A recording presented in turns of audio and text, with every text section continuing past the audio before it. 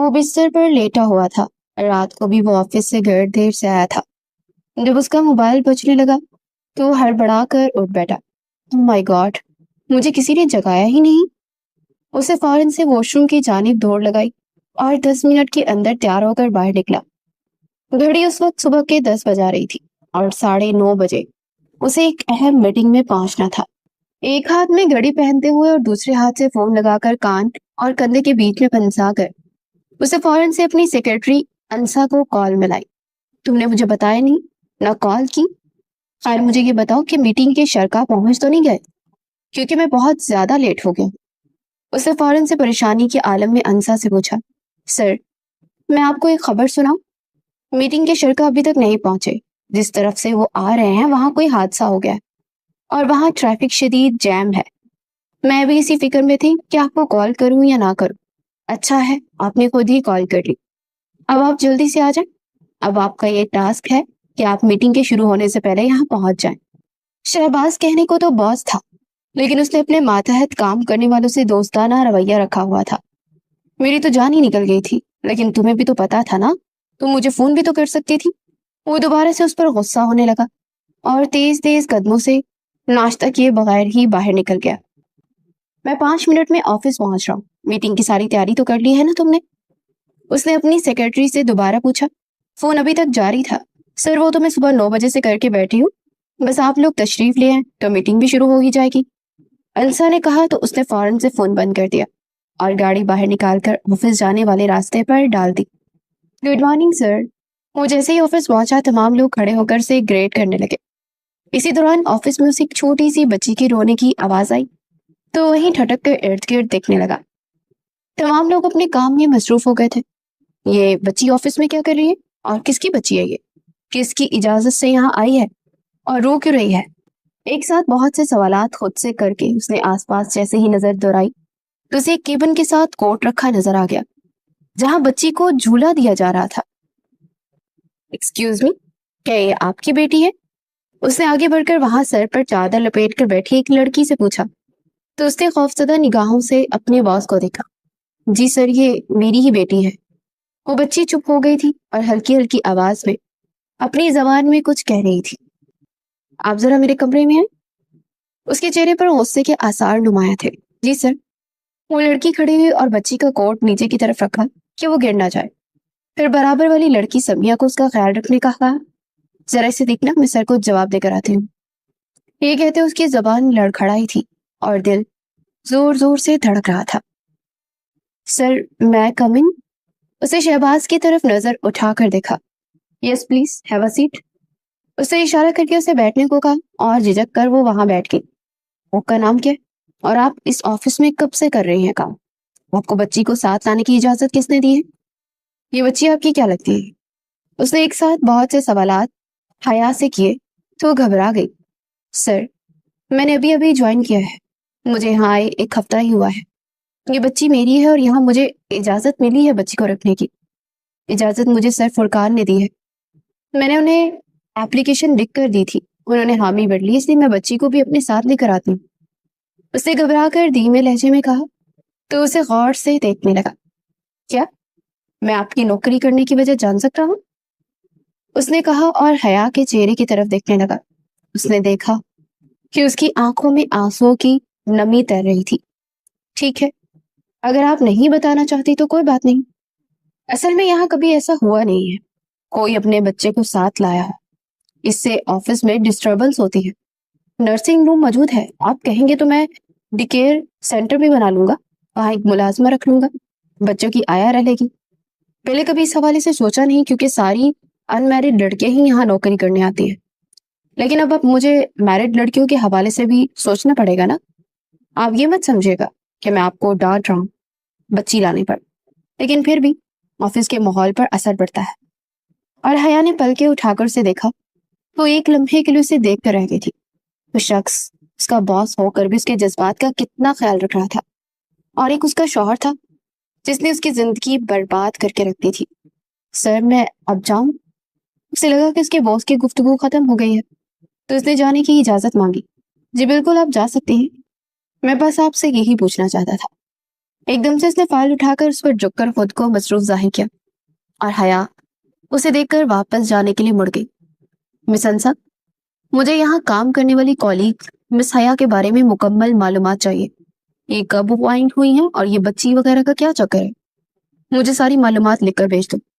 اس نے اپنی سیکرٹری انسا کو فون کیا اور پھر اپنے کام میں مصروف ہو گیا کہ وہ آج واقعی میں لیٹ ہو گیا تھا، لیکن میٹنگ کے شرکا کا ابھی تک کچھ اتا پتہ ہی نہیں تھا۔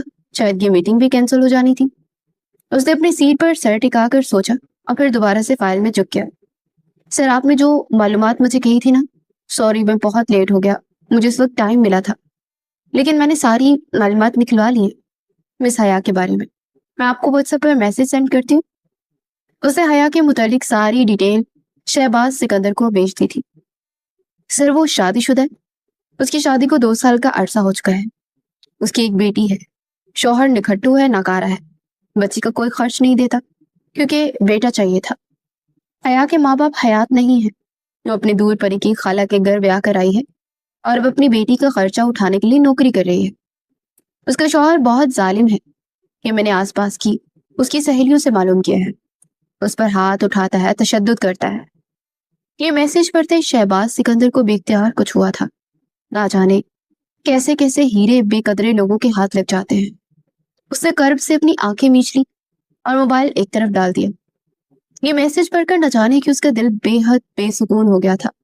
جب سے اس نے حیا کو دیکھا تھا، اس کا دل بار بار اس کے بارے میں سوچا کرتا، اور آج جب اس کے بارے میں سے ساری معلومات معلوم ہوئی تھی تو اس کا دل کٹ کے رہ گیا تھا۔ خدا تمہیں زندگی کی ساری خوشیاں دے، تم بہت معصوم لڑکی ہو، محنت سے کام کرتی ہو، ساتھ میں اپنی بیٹی کی پرورش بھی کر رہی ہو، خدا تمہیں بہت سی خوشیاں نصیب فرمائے۔ اس نے دل ہی دل میں اس کے لیے دعا کی۔ بے جان کی آواز پر اٹھ کر کمرے سے باہر نکل گیا۔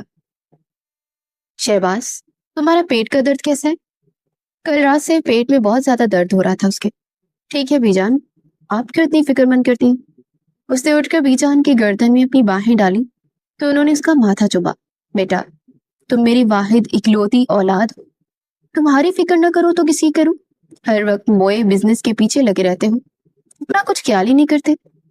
آج میں نے تمہارے لیے گھر کا کھانا پیک کیا ہے، اسے لے جانا، اور آفس میں کچھ الم گلم مت کھانا ورنہ پھر سے پیٹ میں درد ہو جائے گا۔ انہوں نے محبت سے اسے کہا تو مسکرا کر انہیں دیکھنے لگا۔ ٹھیک ہے بی جان، جیسی آپ کی مرضی، کہتے ساتھ ہی وہ آفس آ گیا اور لنچ بریک میں وہ کسی ریسٹورینٹ میں جانے کے بجائے آفس ہی کے کیفے ٹیریا میں آ چکا تھا، جو اس وقت تقریباً خالی تھا۔ اسے ایک کونے میں وہ بیٹھی نظر آ گئی، اس کے ہاتھ میں اس کی بیٹی بھی تھی جسے وہ فیڈر سے دودھ پلا رہی تھی۔ کیا میں یہاں بیٹھ سکتا ہوں؟ اس نے کھڑے ہو کر اس سے بیٹھنے کی اجازت مانگی تو حیا نے زار کی زار نظریں اٹھا کر اس کی جانب دیکھا۔ سر بالکل، آپ بیٹھ سکتے ہیں۔ اسے بیٹھنے کا کہتے وہ کھڑی ہونے لگی تو شہباز نے اسے روک دیا۔ آپ بھی بیٹھ جائیں، میرے ساتھ کھانا شیئر کریں، میری بی جان نے اپنے ہاتھوں سے میرے لیے بنایا ہے۔ اس نے دیکھا کہ اس کے پاس ٹفن موجود نہیں تھا اور وہ بچی کو اٹھا کر اسے چپ کرانے میں مصروف تھی۔ سر، میں نے کھا لیا ہے، حیا نے جھوٹ بولا، حالانکہ اس نے صبح ناشتہ بھی نہیں کیا تھا۔ آپ نے کھا لیا جبکہ لنچ بریک تو بھی ہوئی ہے؟ اور ایک منٹ، یہ آپ کے چہرے پر کیا ہوا ہے؟ بری طرح سے نشانات ہیں؟ اسے دیکھتے اور اس کے چہرے پر جا بجا نیل کے نشانات دیکھے تو اس سے پوچھ بیٹھا۔ کچھ نہیں سر، ایسے ہی مچھر نے کاٹا ہوگا۔ اس نے بہانہ بنایا، لیکن اس کا دل چیخ چیخ کر رو رہا تھا اور آنکھوں میں بے تحاشا نمی تیرنے لگی۔ میں اچھی طرح جانتا ہوں کہ یہ نشانات کس چیز کے ہیں۔ مجھے یہ بھی معلوم ہے کہ آپ کا شوہر ایک حیوان ہے، آپ نہ جانے کس طرح سے برداشت کرتی ہیں۔ اس نے کہتے ساتھ ہی ٹیشوز اس کے آگے کیا تو حیا نے نہ چاہتے ہوئے بھی ٹیشو تھام کر اپنی آنکھوں میں موجود آنسوؤں کو صاف کیا۔ آپ کھانا کھا لیں، دیکھیں میری بیجان نے کتنا اچھا کھانا بنایا ہے۔ اس نے ایک نوالہ لیا اور حیا کے آگے پلیٹ کی تو اسے دیکھ کر رہ گئی۔ یہ کیسا انسان تھا، اس کا باس تھا لیکن لوگوں کے درمیان انتہائی دوستانہ انداز میں رہتا تھا۔ یہی وجہ تھی کہ اس کی کمپنی خوب ترقی کر رہی تھی۔ اگر آپ کی بیٹی آپ کو تنگ کر رہی ہے تو لائیے، مجھے کچھ دیر پکڑا دیجیے، میں اسے بہلاتا ہوں، تب تک آپ کھانا کھا لیجیے۔ حیا نے اس کی بات سنی تو اسے حیرت کا ایک شدید جھٹکا لگا۔ لائیے لائیے، میں اسے پکڑ لیتا ہوں، ایسی کوئی بات نہیں ہے، اسے پکڑنے سے میری شان میں کوئی کمی نہیں آئے گی۔ وہ ہینڈسم سا خوبصورت سا نوجوان، 6 فٹ سے نکلتا قد، اس پر یہ آج سی۔ حیا نے ایک لمحے کے لیے اسے نظر بھر کر دیکھا۔ کاش وہ شخص اس کا نصیب ہوتا۔ ایک سوچ اس کے ذہن کے کونے میں سے لپک کر اس کے دل میں اتر آئی۔ جس کا بھی یہ شخص نصیب بنے گا اس کی زندگی بن جائے گی۔ اس نے بے اختیار نم آنکھوں سے مسکراتے ہوئے سوچا اور فوراً سے اپنی بیٹی اسے تھما دی۔ اسے لے کر کیفیٹیریا میں ٹہل رہا تھا جہاں کوئی بھی موجود نہیں تھا۔ زیادہ تر لوگ باہر ہی کھانا کھاتے تھے۔ حیا نے 2-3 لقمے ہی لیے اور پھر بیٹی کے رونے پر شہباز نے اسے گود میں لے لیا۔ کیا نام ہے اس کا؟ اس نے اچانک سے حیا سے سوال کیا۔ انایا نام ہے، میں نے خود رکھا ہے۔ حیا نے مسکراتے ہوئے جواب دیا تو اس کی مسکراہٹ میں جیسے کھوس آ گیا۔ اس کی خوبصورت بادامی آنکھیں، اس پر بڑے بڑے سے ہونٹ، وہ واقعی میں قدرت کا ایک اعلیٰ شاہکار تھی۔ لیکن اس کا نصیب اتنا سیاہ ہو سکتا تھا، وہ بس یہی سوچ سکا۔ 2 سال پہلے۔ ارے شبانہ، یہ حیا نظر نہیں آ رہی، تم نے اسے کہاں چھپا کے رکھا ہوا ہے؟ میں نے تو اسے آج خاص دیکھنے کے لیے آئی ہوں۔ اتنی بڑی ہو گئی ہوگی نا، جب پہلے دیکھا تھا تو یہ کوئی 9-10 سال کی تھی، تو اچھی خاصی جوان ہو گئی ہوگی۔ ذرا اپنی بیٹی کو میرے سامنے تو بلاؤ۔ خالہ شبانہ آئی تھی جنہیں دیکھ کر حیا حسب معمول چھپ گئی۔ انہیں بالکل پسند نہیں کرتی تھی، لیکن اب تو اسے ان کے سامنے جانا ہی پڑا تھا۔ جب اس کی امی نے اسے آواز دی تو مجبور ہو کر ان کے سامنے آئی۔ السلام علیکم خالہ، اسے جھجکتے ہوئے سلام کیا۔ وہ 20 سال کی ہو چکی تھی۔ ارے انیلا، تمہاری بیٹی تو بہت زیادہ خوبصورت ہو گئی ہے۔ میں کبھی سوچ بھی نہیں سکتی تھی کہ اتنی خوبصورت بن جائے گی۔ بالکل بھی تم پر نہیں گئی۔ یقین مانو، تم میری کامران کے لیے بہت زیادہ بہتر ثابت ہو گئی ہے۔ میں تمہارے سامنے اس کا رشتہ مانگتی ہوں، تم مجھے بالکل بھی انکار مت کرنا۔ حیا نے جب یہ سنا تو اس کے پیروں تلے سے زمین کھسک گئی اور وہ مزید کچھ بھی سنے بغیر اپنے کمرے میں آ کر رونے لگی۔ امی، یہ خالہ شبانہ کو نہ سمجھا دے، یہ کیا ہر وقت حیا میری ہے کی رٹ لگائے رہتی ہے؟ میں انہیں بالکل پسند نہیں کرتی ہوں، اور ان کا بیٹا کامران تو مجھے ایک آنکھ نہیں باتا ہے۔ میں اس سے بالکل شادی نہیں کروں گی۔ آپ یہ بات خالہ کو سمجھا دیں۔ جب اسے اطمینان ہو گیا کہ شبانہ چلی گئی ہے اور ان کی باتوں کی آوازیں آنا بند ہو گئی ہیں، تو اس نے باہر نکل کر اپنی امی کے سامنے آ کر کہا، میری جان، تم ان کی باتوں کی پرواہ کیوں کرتی ہو؟ مجھے پتہ ہے تم اسے پسند نہیں کرتی۔ ویسے بھی وہ کون سا میری سگی بہن ہے جہاں تمہارا رشتہ میں طے کر دوں؟ ایسا بالکل بھی نہیں ہوگا۔ انہوں نے آگے بڑھ کر اپنی بیٹی حیا کو گلے لگا کر کہا تھا، پتہ نہیں جب سے ابو کا انتقال ہو گیا خالہ شبانہ کے چکر ہمارے گھروں کو کچھ زیادہ ہی لگنے شروع ہو گئے۔ آپ انہیں روک دیں، اس سے پہلے کہ وہ کوئی اور قدم اٹھائے۔ آپ کوئی بہانہ کر دے، یہ کہہ دے کہ وہ پہلے سے ہی منگنی شدہ ہے، پھر وہ نہیں آئیں گی۔ اسے روتے ہوئے اپنی امی کو حل بتایا تو انہوں نے آگے بڑھ کر اس کے سر پر شفقت سے ہاتھ رکھا۔ تم کیوں فکر کرتی ہو؟ ایسا کچھ بھی نہیں ہوگا۔ جب تک تمہاری ماں زندہ ہے تب تک تو بالکل بھی نہیں ہوگا۔ انہوں نے حیا کو تسلی دی۔ اگلے دن انیلا نے حیا کے کہنے پر ایسا ہی کیا، اور جیسے ہی شبانہ خالہ کو فون میں لایا اور حیا کے رشتے کی بات کی تو وہ ہتھے سے ہی اکھڑ گئی۔ انیلا، تمہیں ذرا شرم نہیں آئی یہ رشتہ طے کرتے ہوئے؟ جبکہ میں تمہاری بہن ہوتے ہوئے تمہیں کہہ رہی تھی کہ حیا کامران کی ہے۔ بچپن سے یہی تو کہتی چلی آ رہی ہوں، تمہیں ذرا برابر خیال نہیں آیا؟ میں تو کہتی ہوں کہ رشتہ ختم کرو اور میرے کامران سے اس کا رشتہ طے کرو۔ ایسے کیسے تم نے مجھ سے پوچھے بغیر اس کا رشتہ طے کر دیا؟ وہ ایسی ہی تھی، حکمرانی کرنے والی، اپنی سوچ دوسروں پر مسلط کرنے والی۔ یہ آپ کیسی باتیں کر رہی ہیں؟ ایک بار کیا ہوا رشتہ دوبارہ توڑا تھوڑی جاتا ہے۔ میں نے تو آپ کو اطلاع دینی تھی کہ حیا کا رشتہ خیر سے طے ہو گیا ہے اور آپ مجھ سے لڑتی جا رہی ہیں۔ انیلا نے شبانہ سے کہا تو کہنے لگی، خبردار، جو تم نے اس کی شادی کہیں اور کی، تمہارے شوہر نے ہمیں زبان دے رکھی ہے۔ یہ الگ بات ہے کہ اس کے جانے کے بعد تم اس بات سے پھر رہی ہو، اور حیا کو بھی تم نے اس بات کو نہیں بتایا ہوگا، ورنہ میری بچی پہلے اس رشتے کا انکار کرتی۔ میں کل ہی تمہارے گھر آ رہی ہوں اور تسلی سے بیٹھ کر بات کرتی ہوں۔ کامران میں کس چیز کی کمی ہے؟ حیا کی شادی کامران سے ہی ہوگی اور یہ بات طے ہے۔ شبانہ خالہ نے غصے میں کہتے ہوئے فون بند کر دیا۔ حیا بیٹا، کچھ بھی نہیں ہو سکتا، تمہاری ماں بہت زیادہ کمزور ہو گئی ہے۔ شبانہ خالہ اپنی بات سے پیچھے نہیں ہٹ رہی۔ یہ شادی کیسے ہو سکتی ہے؟ آپ جانتی بھی ہیں میں راضی نہیں ہوں، تو پھر یہ شادی کیوں ہوگی؟ میں وہاں شادی ہی نہیں کرنا چاہتی، بلکہ میں کسی سے بھی نہیں کرنا چاہتی۔ ابھی میری عمر ہی کیا ہے، میں آگے پڑھنا چاہتی ہوں۔ حیا نے احتجاج کیا تو انیلا کی آنکھوں میں بھی آنسو آ گئے۔ مت بھولو بیٹا، شبانہ خالہ ہر مہینے تمہارے ابو کے رشتے کی وجہ سے ہمارے گھر خرچے کے پیسے بھی بیچتی ہے۔ مانا کہ ان کے اخلاق اچھے نہیں اور وہ زبان کی بھی تیز ہیں، لیکن ان کا بیٹا ایسا نہیں ہوگا، مجھے پورا یقین ہے۔ میں بہت مجبور ہوں بیٹا، میرے مرنے کے بعد تمہارا کیا ہوگا؟ مجھے بہت پریشانی ہوتی ہے۔ اب اگر خالہ خود تمہارے لیے اپنے بیٹے کا رشتہ لے کر آنا چاہتی ہے تو اس میں حرج ہی کیا ہے؟ خاندان میں انشاءاللہ اچھا انسان ہی ثابت ہوگا، گھبراؤ مت۔ انہوں نے آگے بڑھ کر حیا کے کندھے پر ہاتھ رکھ کر اسے تسلی دی تو اپنی ماں کو بس دیکھ کر رہ گئی، جس کے الفاظ کل کچھ اور تھے اور آج کچھ اور تھے۔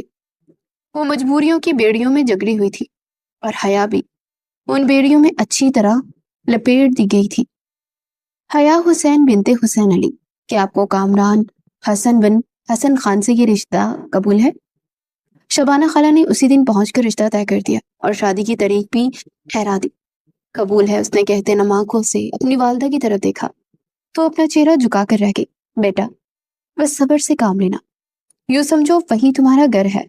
خالہ شبانہ، تمہیں پتہ ہے دوسرے شہر جا کر بس گئی ہیں اور میں یہاں ہوں، تم میری فکر مت کرو، بس اپنی ازواجی زندگی کو سکون سے قائم رہنے دینا۔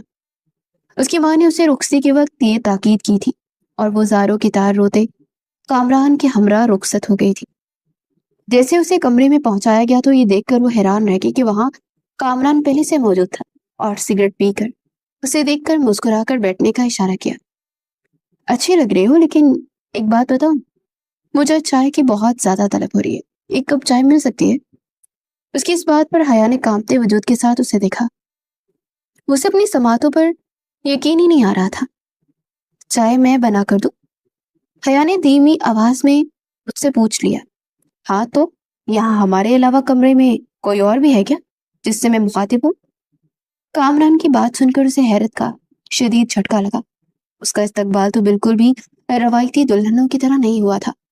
اسے تو آگے ایک حکم دے دیا گیا تھا، جی میں بنا کر لاتی ہوں۔ کچن کس طرف ہے؟ اسے بامشکل اپنا گھونگھٹ اوپر کیا اور اپنے باہری لہنگے کو سمیٹ کر چلتی کامران سے پوچھنے لگی۔ اتنا بڑا گھر تھوڑی ہے کہ تمہیں کچن نہیں مل رہا، کمرے سے باہر نکلو تو سب کچھ اپنے آپ نظر آ جائے گا۔ وہ ایک دم سے آڑا ترچھا ہو کر پلنگ پر لیٹ گیا اور سگریٹ پہ سگریٹ پینے لگا۔ حیا کو اس سے شدید گھن سی محسوس ہوئی۔ ارے بیٹا کیا ہوا، کچن میں کیوں آئی ہو؟ چائے بنا رہی ہو؟ ارے میری سر میں بھی بہت درد ہو رہا ہے، شادی کی تقریبات ہی اتنی تھی کہ تھک گئی ہوں۔ ایک کام کرو، اگر چائے بنا ہی رہی ہو تو میرے لیے بھی بنا دو۔ شبانہ خالہ نے اسے کچن میں دیکھا تو اپنے لیے بھی چائے بنانے کا کہہ دیا۔ یا اللہ، یہ کیسا استقبال ہے؟ امی آپ نے میرے ساتھ یہ ظلم کیوں کیا؟ میں نے آپ کو کتنا منع کیا تھا کہ مجھے ان کے ساتھ نہیں رہنا، لیکن اب میری زندگی برباد ہو گئی ہے۔ وہ ہچکیوں سے روتے ہوئے چائے بنانے لگی، لیکن اس نے اپنی آواز دھیمی ہی رکھی تھی۔ ٹرے میں کپ رکھنے کے بعد وہ جیسے ہی کامران کے سامنے چائے پیش کرنے لگی تو کامران نے گھونٹ بھرا اور اگلی لمحے چائے کا کپ اس کے قدموں تلے آ گیا۔ یہ کیسی چائے بنائی ہے؟ تمہیں یہی سکھایا ہے نیلا آنٹی نے؟ ایسے چائے بناتے ہیں؟ ہاں، میں تمہیں چائے بنانا سکھاتا ہوں۔ کامران کی بات سن کر اس کا دل خون کے آنسو رونے لگا۔ اس نے ایک جھٹکے سے اس کا دوپٹہ اتار دیا اور اسے گھسیٹ کر لے جاتا اسے باہر ہی لہنگے سمیت کچن میں جا کر کھڑا کر دیا۔ یہ دیکھو، ایسے بناتے ہیں چائے۔ اسے کلائی سے تیزی سے جگڑ کر چائے بنانا سکھاتا رہا اور حیا کی آنکھوں سے موٹے موٹے آنسو بہتے رہے۔ وہ خوبصورت سی دھان پان سی لڑکی ان جاہلوں میں بری طرح سے پھنس گئی تھی۔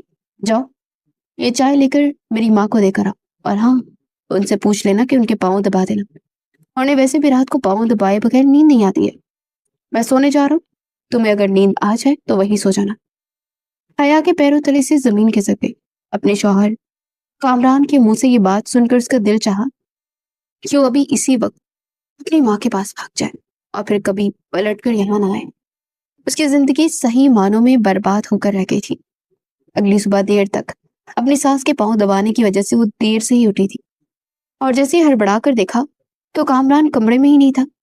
اسے فوراً سے اٹھ کر اپنا لباس تبدیل کیا اور باہر آئی تو یہ دیکھ کر اسے بہت افسوس ہوا کہ وہ دونوں ہی ناشتہ کر رہے تھے۔ السلام علیکم، اس نے آگے بڑھ کر ان دونوں سے بات چیت کی۔ وعلیکم السلام۔ دلہن، ہمارے گھر کے طور طریقے نہیں ہیں، اصولی طور پر تمہیں ہم دونوں سے پہلے اٹھنا چاہیے تھا۔ لیکن چونکہ پہلا دن ہے اس لیے تمہیں معاف کر رہی ہوں، لیکن آئندہ کبھی ایسا ہو تو تمہیں معاف نہیں کروں گی۔ شبانہ خالہ نے بہویں چڑھا کر اس سے کہا تھا۔ انہیں رات کو دیر سے سوتی ہوں آنٹی، آپ کے پاؤں دبا رہی تھی نا اس لیے آنکھ دیر سے لگی۔ اس نے انتہائی برے دل کے ساتھ کہہ ہی دیا۔ کیا میری ماں کے سامنے زبان چلا رہی ہو؟ تمہاری ہمت کیسی ہوئی ان کے سامنے زبان چلانے کی؟ ہمارے ٹکڑوں پر پلنے والی تم اور تمہاری ماں، اب تمہاری اتنی ہمت ہو گئی کہ تم میرے سامنے زبان چلاؤ؟ کامران نے آگے بڑھ کر اسے زوردار تھپڑ رسید کیا اور اپنے گال پر وہ لال نشان لے کر وہ روتے ہوئے اسے دیکھنے لگی۔ کامران کیا کرتے ہو؟ ادھر آؤ بیٹا، ادھر آؤ بیٹھو، چھوڑو اس کو، یہ تو ہے ہی غصے کا تیز، تمہیں ہی برداشت کرنا ہے بیٹا، مرد تو مارتے ہی ہیں، عورت کو برداشت کرنا پڑتا ہے۔ اب رونا دھونا بند کرو، ناشتہ کرو۔ حیا کا دل چاہا کہ زمین پھٹے اور وہ اس میں سما جائے۔ یہ کیسی عورت تھی، یہ کیسا مرد تھا، یہ دونوں مل کر سے پاگل کرنے والے تھے۔ ناشتے کے برتن سمیٹنے کے بعد آج تم دال بنا لینا، اور یاد رکھو دال میں نمک مرچ کم ہی رکھنا، اگر تیز ہو گیا تو کامران بالکل بھی کھانا نہیں کھائے گا۔ شبانہ خالہ نے اپنے کمرے میں جانے سے پہلے اسے حکم صادر کیا اور اس کے حلق میں نوالا ہی پھنس گیا۔ یہ کیسی دلہن تھی، یا نکاح کرنے والے لے جانے والی ایک ملازمہ تھی جس پر حکم جاری کیے جا رہے تھے؟ امی، مجھے سمجھ نہیں آ رہی یہاں کیا ہو رہا ہے، یہ لوگ مجھ پر حکم چلا رہے ہیں، نہ مجھے منہ دکھائی کا تحفہ ملا، نہ کامران نے مجھ سے کوئی بات کی، بلکہ اپنی ماں کی خدمت کے لیے بھیج دیا۔ میں کیا کروں؟ میں یہاں رہنے کو میرا بالکل دل نہیں ہو رہا، یہ کیسے لوگ ہیں، میری سمجھ سے باہر ہے۔ حیا نے آہستہ آواز میں بات کا اطمینان کرنے کے بعد کہ وہ دونوں سو گئے ہیں اپنی امی سے فون پر کچن میں کھڑے ہو کر وہ کہنے لگی، لیکن وہ یہ نہیں جان سکی تھی کہ کامران ہر وقت اس کی جاسوسی کے لیے موجود رہتا ہے۔ کس سے بات کر رہی ہو؟ اور کیا میری ماں اور میری شکایت لگا رہی ہو؟ تمہاری ماں بھی کچھ کم نہیں، تمہیں اب ہر چیز کی عادت ڈالنی ہے، خبردار جو آئندہ کبھی تم نے فون پر اپنی ماں سے گفتگو کرنے کی کوشش کی۔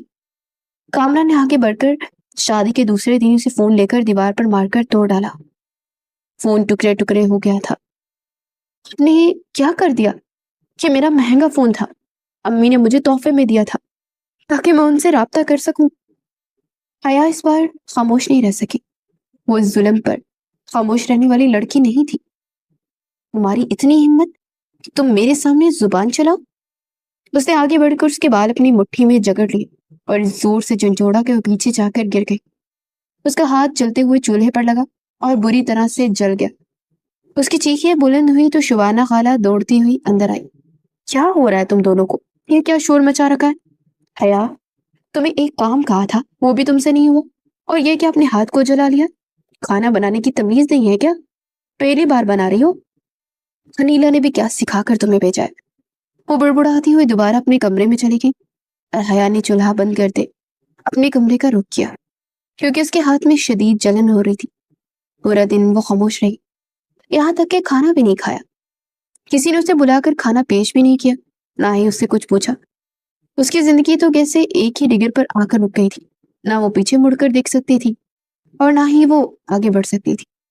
ارے میری جان، میں تم سے کہہ تو رہا ہوں، میں تم سے کل ملنے آؤں گا۔ نہیں نہیں، اسے تو میں نے چھوا تک نہیں تھا، اسے تو میری اوقات میں رکھا ہوا ہے۔ تم ہی میری جان، تم سے اپنی پیاس بجھاتا ہوں۔ وہ فون سے کسی سے انتہائی گھٹیا گفتگو کر رہا تھا۔ جب وہ اندر داخل ہوئی تو اس کا دل ایک دم سے ڈوب کر ابھرا۔ یہ کیسا شخص اس کے نصیب میں لکھا جا چکا تھا؟ کیا ہوا ہے؟ تمہارا منہ کیوں اتنا سوجا ہوا ہے؟ اسے وہ گھٹیا گفتگو بند کی اور اس سے پوچھنے لگا۔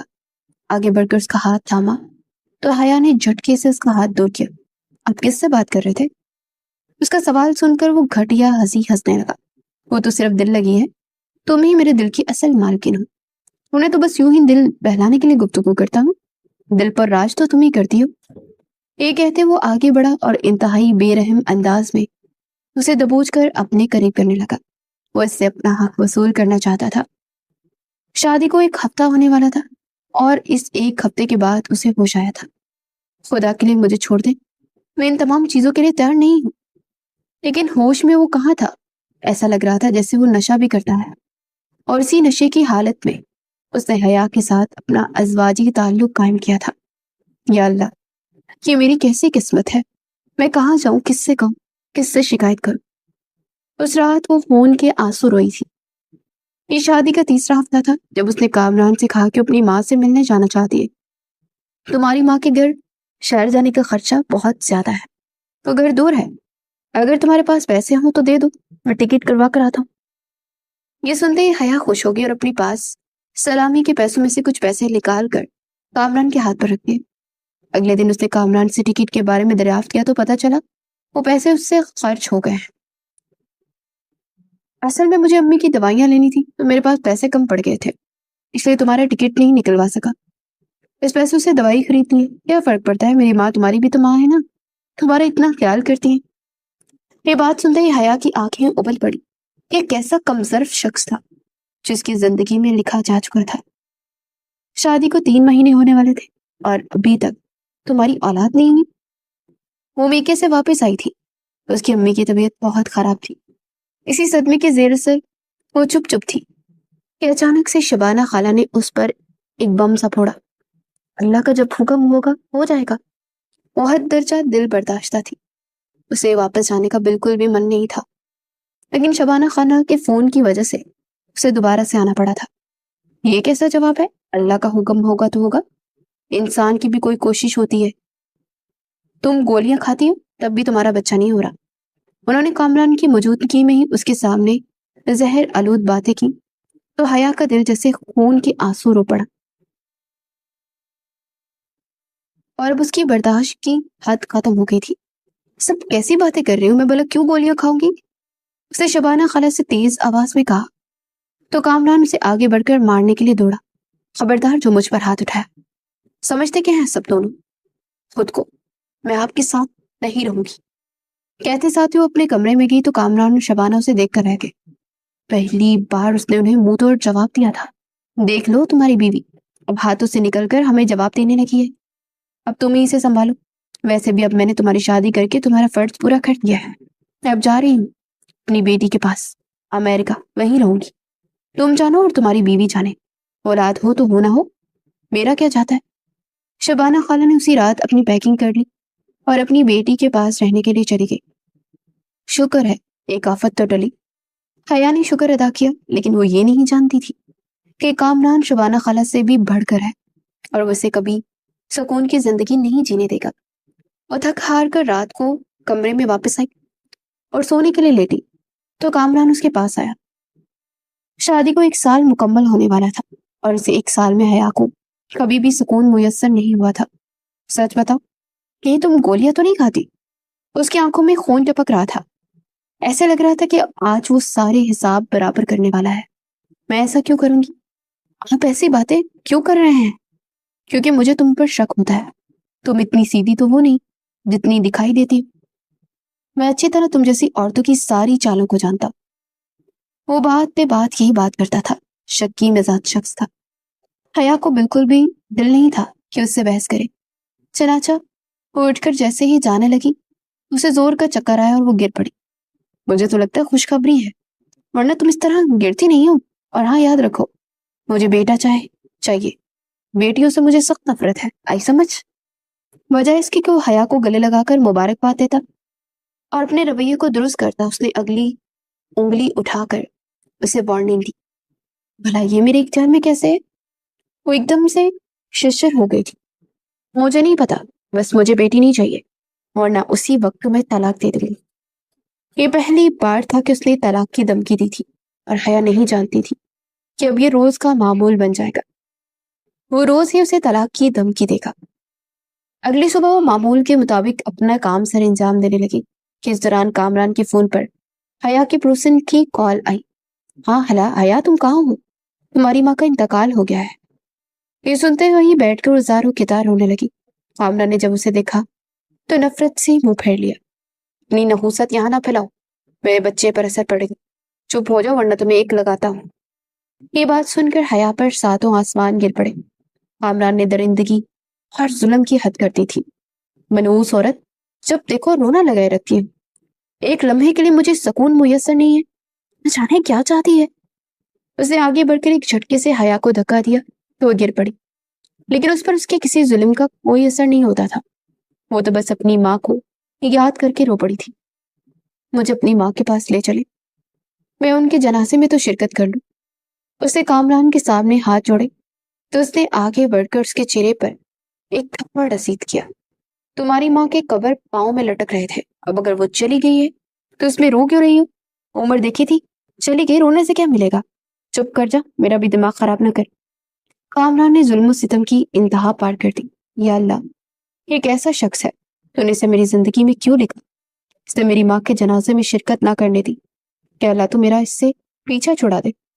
उस रात वो बहुत रोई थी और गिड़गिड़ा कर अपनी माँ की मग़फ़िरत की दुआ करने के साथ साथ अल्लाह से उस शख्स से नहायत नजात की दुआ भी की थी। वो नहीं जानती थी कि उसकी दुआ अर्शे इलाही पर कबूल हो गई है और वो बहुत जल्द उस शख्स से छुटकारा हासिल कर लेगी। लेकिन कैसे? ये एक बहुत बड़ा मुआमा था। मुबारक हो, आपके घर बेटी पैदा हुई है। हया की तबीयत अचानक खराब हुई तो उसे अस्पताल ले गया और बेचैनी से वो इंतजार करने लगा। डॉक्टर साहब, आपको जरूर कोई गलतफहमी हुई है। मेरी बेटी नहीं, बेटा है। मेरा बेटा दीजिए, मुझे बेटी नहीं होगी, किसी और की होगी। आपके स्टाफ से गलती हो गई होगी। कामरान ने यहाँ भी शोर मचाना शुरू कर दिया तो हया ने बेख्तियार अपने पहलू में लेटी नन्ही सी पड़ी को देखा जिसकी किस्मत फूट पड़ी थी और वो कामरान जैसे बदबख्त इंसान के घर में पैदा हो गई थी। हम झूठ नहीं बोल रहे, जाकर अपनी बीवी से मिल लीजिए, बेटी ही पैदा हुई है। नर्स ने कहकर उसे अंदर जाने की इजाजत दी थी। कि मैं क्या सुन रहा हूँ? नर्स क्या कह रही है? तुमने मेरे मुंह पर जोरदार तमाचा मारा है। बेटी पैदा करके मैं तुम्हें तलाक दे दूंगा, आई समझ? तुम्हें अब घर में खुद ही जाना आ जाना अपनी मनहूस बेटी को लेकर। उसे अस्पताल में सबके सामने से ये जुमला कहा तो हया ने उसी वक्त शिद्दत से अपने रब से दुआ मांगी कि वो और उसकी बेटी उसके पास पहुंच जाए, क्योंकि अब उसे जाने की कोई तमन्ना नहीं थी। ये कैसा शौहर है तुम्हारा? तुम इसके साथ कैसे रह रही हो? तब कितने साल हुए हैं शादी को? पास में मौजूद एक औरत ने, जिसने तीसरी बेटी को जन्म दिया था और तब भी उसका शौहर खुश था, उससे पूछा तो वो ज़ारो के तार रो पड़ी। 2 साल से इस जालिम शख्स को बर्दाश्त कर रही हूँ, न जाने कब मेरी इससे गला खलासी होगी। तालीम याफ्ता हूँ लेकिन बेइंतहा शकी मिजाज है ये। मैं अब इसे सह सह कर थक चुकी हूँ। वो नाजुक सी खूबसूरत सी धान पान सी लड़की जिसे उस शख्स के जुल्म ने इस हालत में पहुंचा दिया था, अपनी दास्तान सुना रही थी और साथ साथ फिर रोती चली जा रही थी। वो बहुत मजबूर थी। तुम्हें मैंने बेटा पैदा करने को कहा था और तुमने मुझे बेटी पैदा कर दी। अब कान खोल कर सुन लो, मैं तुम्हारे एक टके का खर्चा नहीं उठाऊंगा। अपनी बेटी को खुद ही संभालो। ये मेरी बेटी हो ही नहीं सकती, मुझसे सिर्फ बेटा ही पैदा हो सकता था और मैं तुम दोनों का 1 टके का खर्च नहीं उठाऊंगा। उसे जैसे ही कदम घर में रखा तो कामरान ने उसे देखकर जहर उगलना शुरू कर दिया। क्यों? ये तुम्हारी ही बेटी है, मैं कोई बाजार से उठाकर नहीं लाई हूँ, आई समझ? तुम्हें तो समझते क्या हो तुम खुद को? हया ने आगे बढ़कर उसे धक्का दिया तो कामरान की आंखों में लहू उतर आया। तुमने मुझ पर हाथ उठाने की कोशिश की? तुम्हें ये कोशिश बहुत महंगी पड़ेगी। उसने आगे बढ़कर हया का गला दबाने की कोशिश की तो हया ने भी उसके हाथ पर बुरी तरह से काटा। वो बिलबिलाकर पीछे हुआ। अभी मैं पुलिस को जाकर तुम्हारी शिकायत करती हूँ, वो तुम्हें हवालात में बंद करेंगे, तब तुम्हें अकल आएगी। उसने अपनी बेटी को उठाया और जैसे ही घर से बाहर जाने लगी तो कामरान ने उसे पकड़ लिया। होश करो, क्या कर रही हो? अगर तुमने ऐसा कुछ किया या ऐसा करने की कोशिश की तो मैं तुम्हें तलाक दे दूंगा। उसने उसे तलाक की धमकी दी और तीसरी बार दी थी। अब हया की बर्दाश्त की हद जवाब दे गई थी। दो तुम मुझे तलाक। तुम समझते क्या हो खुद को कि मैं तुमसे डरती हूँ? अल्लाह बहुत बड़ा है, उसकी जमीन भी बहुत वसी है। मेरा और मेरी बेटी का कोई ना कोई इंतजाम हो ही जाएगा। तुम्हारे जैसे बाप से तो बेहतर है कि यतीम ही पले। हया की बात सुनकर कामरान ने एकदम उसे देखा और कमरे से बाहर निकल गया। सच, हया शेरनी बन गई थी और अपनी बेटी की पैदाइश ने उसे बहुत ज्यादा मजबूती अदा की थी। मैं नौकरी करूंगी और मैं ऑफिस में जॉब के लिए अप्लाई कर दिया है। उसने अपनी सहेली के साथ मिलकर ये कदम उठाया था क्योंकि पूरे 3 महीने तक कामरान ने उसे उसके और उसकी बेटी के खर्चे के लिए बहुत तरसाया था और यहाँ तक कि ये इंतहाई कदम उठा लिया। तुम्हारा दिमाग खराब हो गया है? तुम मर्दों में जाकर काम करोगी? पागल तो नहीं हो गई? वो नाश्ते की मेज पर कामरान ने हत्थे से उखड़ते उसे कहा, मुझे कोई फर्क नहीं पड़ता कोई मेरे बारे में क्या सोचता है। तुम मुझे खर्चा नहीं दोगे तो क्या मैं अपनी बेटी को भूखा मारूंगी? मैं नौकरी करूंगी और मैं नौकरी करने के लिए कल से ज्वाइन कर रही हूँ। बेटी को अपने साथ ले जाऊंगी। वैसे भी तुमने तो कह दिया ना کہ تمہارا اس سے کوئی تعلق نہیں ہے تو بس پھر بات ختم۔ حیا نے اپنا فیصلہ سنایا تو کامران بے چتاب کھانے لگا۔ میں دیکھتا ہوں کہ تم کیسے آفس جاتی ہو، تمہاری ٹانگیں نہ توڑ دوں تو میرا نام بھی کامران نہیں۔ اس نے حیا کو دھمکی دی تو حیا زور زور سے مسکرانے لگی۔ اب تمہاری ان باتوں کا مجھ پر کوئی اثر نہیں پڑتا، بہت ظلم برداشت کر لیا میں نے تمہارا، 2 سال تک خاموش رہی، اس کا یہ مطلب نہیں کہ اب بھی رہوں گی۔ اسے زوردار آواز میں گلاس میز پر پٹکا اور اپنے کمرے میں چلی گئی۔ کامران اس کا یہ روپ پہلی بار دیکھ رہا تھا۔ انسا، میرے روم میں ذرا مس حیا کو بھیجے، مجھے ان سے ایک رپورٹ کے متعلق گفتگو کرنی ہے۔ انہوں نے ایک جگہ غلطی کی ہے اور وہ غلطی سدھارنی ہے، شاید مینیجر کی نظر سے وہ غلطی نہیں گزری، تم ذرا جلدی سے انہیں بھیجو میرے کمرے میں۔ اس نے فوراً سے انسا کو فون ملایا اور کہنے لگا، سر آج مس حیا تو نہیں آئی، لیو پر ہے۔ شہباز کو اس نے اطلاع دی تو وہ حیران ہوا، لیو پر ہے؟ کہ آپ کیسی باتیں کر رہی ہیں، مجھے تو ایسی کوئی اطلاع نہیں ملی۔ وہ اپنی جگہ سے دم سے کھڑا ہو گیا۔ جی سر، انہوں نے صبح ہی مجھے فون کیا تھا کیونکہ بیٹی اسپتال میں داخل ہے ان کی، اور اسی وجہ سے وہ آفس نہیں آ پائی۔ انہوں نے صبح ہی مجھے بتا دیا تھا، میں آپ کو بتانا بھول گئی۔ اس نے شہباز کو اطلاع پہنچائی تو فوراً سے اسے پوچھنے لگا، کون سے اسپتال ہے ان کی بیٹی؟ مجھے پتا کروا دیں، میں بھی کل تو میری ملاقات ہوئی تھی، بالکل ٹھیک تھی، اب اچانک سے ایسا کیا ہو گیا؟ نہ جانے کیوں حیا اور اس کی بیٹی کے بارے میں کچھ زیادہ ہی پوزیسو ہو جاتا تھا۔ اوکے سر، میں آپ کو پتا کر کے بتاتی ہوں۔ جی سر، وہ سٹی ہسپتال میں ICU وارڈ میں ہے، شاید اسے نمونیا کا اٹیک ہوا ہے۔ انسا نے جیسے ہی شہباز کو خبر پہنچائی تو وہ ایک دم سے بے چین ہو گیا اور اپنا کام چھوڑ کر گاڑی میں سوار ہو کر سٹی ہسپتال پہنچ گیا۔ کیا آپ مجھے بتا سکتے ہیں کہ عنایہ کامران کون سی فلور پر ایڈمٹ ہے؟ اس نے کاؤنٹر سے پوچھا تو کاؤنٹر والی نے اسے ساری معلومات دی۔ وہ تیسرے فلور پر پہنچا تو اسے کونے میں حیا نظر آ گئی جس کی آنکھیں سرخ ہو رہی تھی اور وہ دور سے ہی اس کی سوجن کو دیکھ چکا تھا۔ کیا ہوا ہے مس حیا، یہاں ہے؟ اور آپ کی بیٹی کیسی ہے؟ مجھے انسا نے بتایا تھا تو میں فوراً سے یہاں چلا آیا۔ کیا ہوا اسے؟ اس نے حیا کے سر پر پہنچ کر اس سے پوچھا تو وہ چونک کر اسے دیکھنے لگی۔ اسے بالکل بھی اندازہ نہیں تھا کہ شہباز ایسے اس کے سامنے روبرو کھڑا ہوگا اور اس سے سوال کر رہا ہوگا۔ سر، آپ نے خواہ تکلیف دی، وہ بہت بیمار ہیں، ICU میں فی الحال رکھا ہے، کہہ رہے ہیں کہ دوسرے اسپتال لے جائیں، وینٹیلیٹر یہاں نہیں ہے، اور اگر ایسا کچھ بھی ہوا تو ہم اس کی ذمہ داری نہیں لیں گے۔ اس نے آہستہ آہستہ اٹک اٹک کر شہباز کو بتایا، پھر اس کے ضبط کا بندھن ٹوٹ گیا اور وہ رات سے اپنی بیٹی کی خراب طبیعت دیکھ رہی تھی اور کامران سے بار بار کہہ رہی تھی کہ اسے اسپتال لے جانا ہوگا، لیکن وہ منہ لپیٹ کر اس کی جانب سے پڑا ہوا تھا اور آخر میں کہا تو صرف اتنا کہ تمہاری بیٹی ہے، تم جانا اور تمہاری بیٹی جانے، میں کیا کر سکتا ہوں۔ یہ سنتے ہی وہ اسپتال لے آئی تھی اور اپنی ساری بچت اس پر لگا دی تھی، لیکن اب اسپتال والے کہہ رہے تھے کہ اسے دوسری جگہ شفٹ کرنا ہوگا۔ کیا پیسوں کی ضرورت ہے آپ کو؟ وہ کیوں رہی ہے؟ آپ مجھے بتائیں، میں آپ کی مدد کرنے کے لیے تیار ہوں۔ آپ اس طرح روتے ہوئے دیکھ کر مجھے بالکل بھی اچھا نہیں لگ رہا، شہباز نے اچانک سے کہا تو وہ روتے روتے اس کی جانب دیکھنے لگی۔ تو یہ کیا کہہ رہا تھا؟ اسے کچھ سمجھ نہیں آیا۔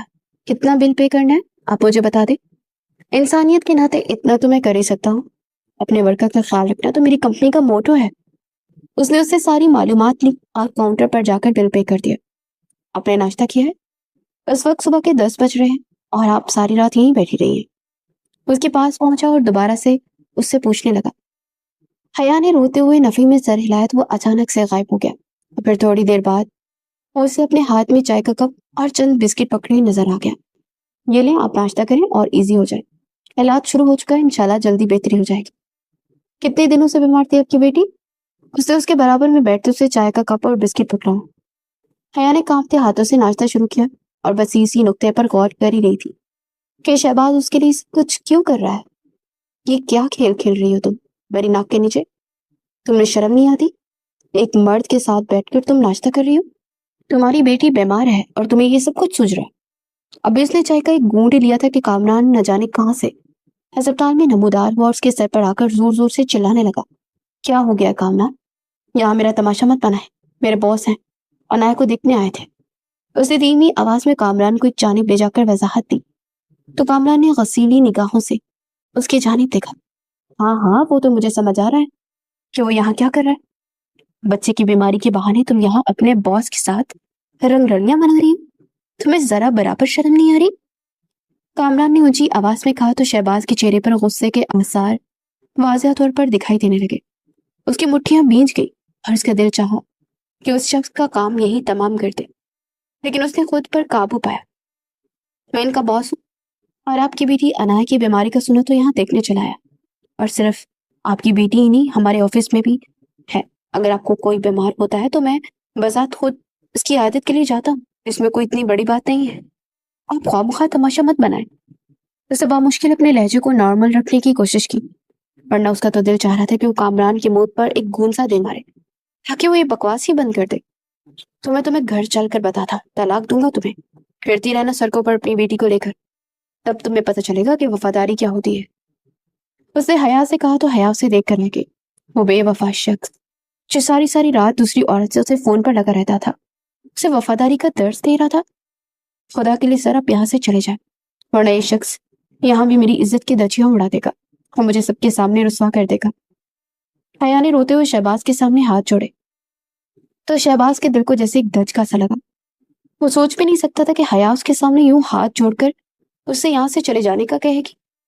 आप क्यों डरती हैं इस शख्स से? इस शख्स ने हमेशा आपको दिया दबा के रखा है और अभी भी आपको तलाक की धमकी दे रहा है। आप क्यों इसके बहकावे में आ रही हैं? अगर ये देता है तो दे दे तलाक, क्या हो जाएगा इससे? आप वैसे भी इतनी टैलेंटेड हैं, आप अपनी बच्ची को खुद अकेले पाल सकती हैं। उसे कामरान के सामने हया से कहा तो कामरान आगे बढ़कर उसका गिरबान पकड़कर झिंझोड़ने लगा। तुम होते कौन हो मेरी बीवी को वरगलाने वाले? हाँ, तुम दोनों का ताल्लुक क्या है, जरा मुझे भी तो पता चले।